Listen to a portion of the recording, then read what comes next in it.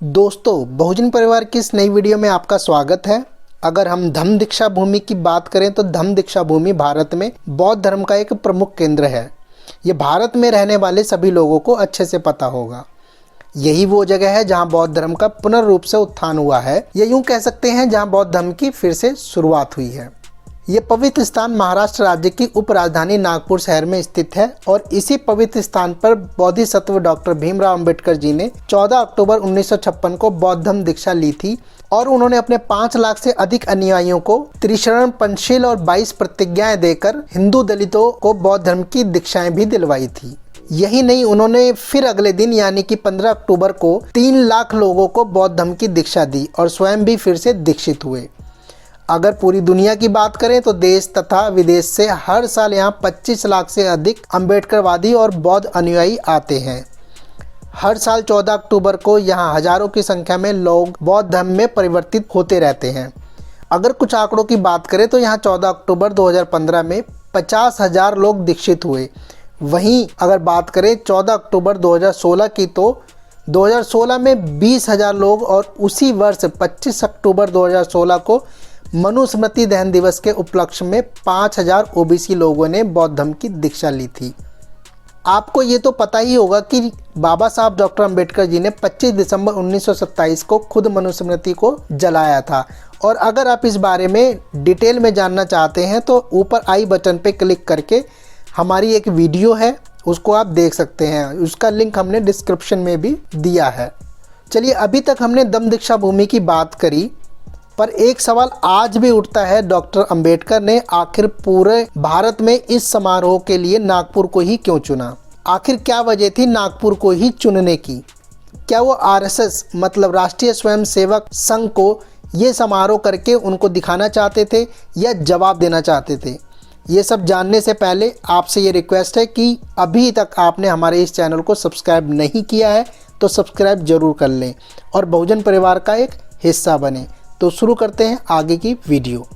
बहुत से लोगों ने बाबा साहब से भी यही प्रश्न किया था कि इस महान समारोह के लिए नागपुर ही क्यों चुना गया, अन्य कोई स्थान क्यों नहीं चुना गया।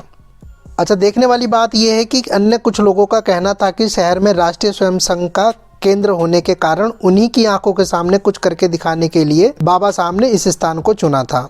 लेकिन यह बात बिल्कुल भी सच नहीं थी। ऐसा करना बाबा साहब का उद्देश्य बिल्कुल नहीं था। नाक को खुजाकर किसी के लिए भी अपशगुन करने की बाबा साहब की कोई इच्छा नहीं थी और ना ही उनके पास ऐसी निरर्थक बातों के लिए समय था। जो महान कार्य बाबा साहब ने अपने कंधों पे लिया था वह इतना महत्वपूर्ण है कि इसके संबंध में एक एक मिनट भी बाबा साहब के लिए बहुत महत्व रखता था। इस स्थान को चुनते समय कभी भूल से भी आरएसएस का विचार बाबा साहब के मन में कभी नहीं आया। जिन लोगों ने बौद्ध धर्म के संबंध में इस देश के प्राचीन काल के इतिहास का अध्ययन किया है उन्हें मालूम है कि बुद्ध धर्म को फैलाने का महान श्रेय नाग जाति के लोगों का है। नाग लोग आर्यों के कट्टर शत्रु थे। आर्यों और अनार्यों के आपस में कई बार बड़ी बड़ी लड़ाइयाँ हुई। आर्य लोग नाग लोगों का समूल नाश चाहते थे। इस विषय में बहुत सी कहानियाँ पुराणों से मिलती है। अर्जुन ने नागों को जलाया था। अगस्त्य मुनि ने एक सर्प नाग की रक्षा की थी। उसी नाग के वंशज आप लोग हैं। जिन नागों को छल और कपट से पतित बनाया गया उन्हें उठाने के लिए एक महापुरुष की आवश्यकता थी और वह उन्हें बुद्ध के रूप में मिले। नागों ने ही सारे भारत में बौद्ध धर्म का प्रचार किया। आप उन्हीं नागों की संतान हैं। वीर नागों की प्रमुख आबादी नागपुर में थी। नागों की आबादी के कारण इस नगर को नागपुर कहा गया है। इस नागपुर से 27 मील की दूरी पर बहने वाली नदी का नाम भी नाग पड़ा हुआ है। इससे ऐसा लगता है कि इसी नदी के आसपास नागों की आबादी थी। नागपुर को इस महान समारोह के लिए चुने जाने का हकीकत में यही कारण है। दूसरा कोई कारण इसके पीछे नहीं है, इसलिए इसे कोई भी गलत ना समझे।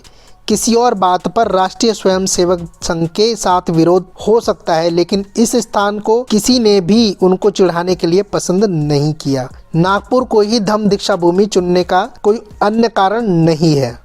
बाबा साहब डॉक्टर BR अम्बेडकर ने इस समारोह को नागपुर में करके हमारी ही धरोहर को और आगे बढ़ाने का काम किया है और एक सम्मानजनक जीवन जीने की एक नई दिशा दिखाई है।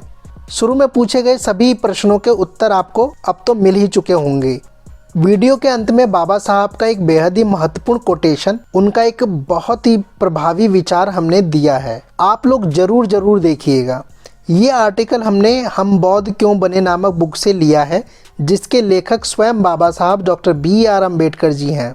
वीडियो जरा भी अच्छी लगी हो तो वीडियो को लाइक जरूर करें और आगे भी शेयर करें, ताकि इस तरह की महत्वपूर्ण जानकारी लोगों तक पहुंच सके। आज की वीडियो में बस इतना ही, मिलते हैं अगली वीडियो में, तब तक के लिए जय भीम जय भारत।